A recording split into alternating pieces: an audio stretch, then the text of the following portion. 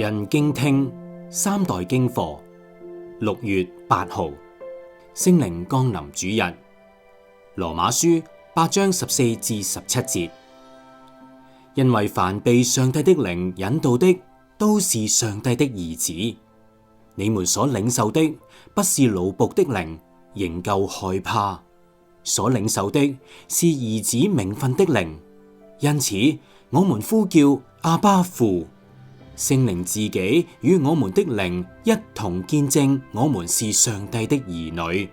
若是兒女，就是後嗣，是上帝的後嗣，和基督同作後嗣。如果我們和他一同受苦，是要我們和他一同得榮耀。呢段經文係講保羅提醒信徒，凡被神嘅靈引導嘅，都係神嘅兒女。呢個靈唔係奴僕嘅靈，讓人害怕，而係兒子嘅靈，使我哋可以親密咁呼叫神為阿爸父。聖靈同我哋嘅心同證，我哋係神嘅兒女，既係兒女，亦都必定係後嗣，同基督一齊受苦，亦都一齊得榮耀。當中有幾個學習嘅地方。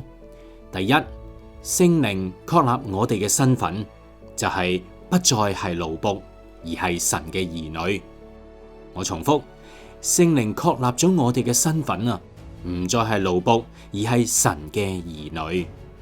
第二，基督徒同基督一同受苦，先至得以同佢同得榮耀。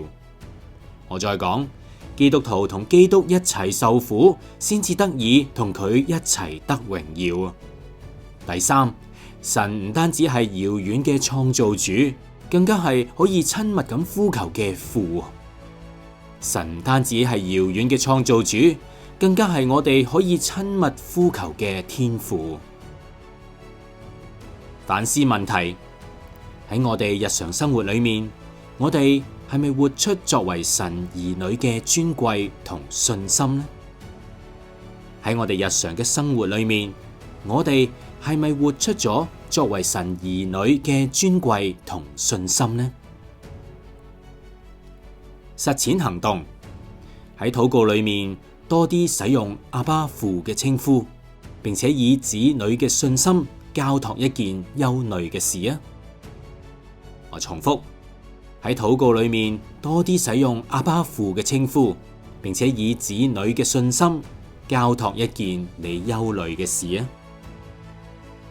讀經分享，有時我成日都會形容喺讀經裏邊某一啲嘅字係蘊含住幾千幾萬嘅字喺後邊嘅。就例如今日第15節阿爸父呢3個字看似簡單，但係卻係唔尋常，因為我哋本身就係受造物，但係竟然可以向我哋嘅創造主叫一聲爸爸。呢個阿爸父後邊係蘊含咗好多嘢，係父子嘅親密關係，仲係罪得赦免嘅關係。而第17節就係另一個我哋要小心咁讀嘅位置，入邊一個同字，其實蘊含住好重要嘅意思。若是兒女，就是後嗣，是上帝的後嗣，和基督同作後嗣。呢個又係一個唔正常嘅字詞。上帝嘅後嗣當然就係主耶穌，但係我哋就竟然會同基督係同作後嗣，呢個係何等嘅尊貴同榮耀！我哋唔配得，不過就係被上帝稱我哋為兒女，唔再係奴僕，乃係佢嘅兒女啦。所以喺讀啲短短4節裏邊，實在要帶上好多好多呢啲嘅感恩之情，明白呢啲唔正常嘅邏輯，先至能夠讀出上帝嗰份奇妙嘅恩典。今日要講嘅特別字係個兒子嘅兒字，唔知你頭先聽我讀，會唔會覺得我讀得有啲唔啱音呢？其實係啊，個兒字對我嚟講，我覺得有啲難讀噶，尤其是兒女，神的兒女，兒子，即係個口要醫得好大，同埋做嘅口型要做得好足，先至唔會讀咗啲懶音出嚟噶。懶音會似咩呢？就好似延長個言字咁啦。唔知你覺得難唔難讀呢？留言分享下。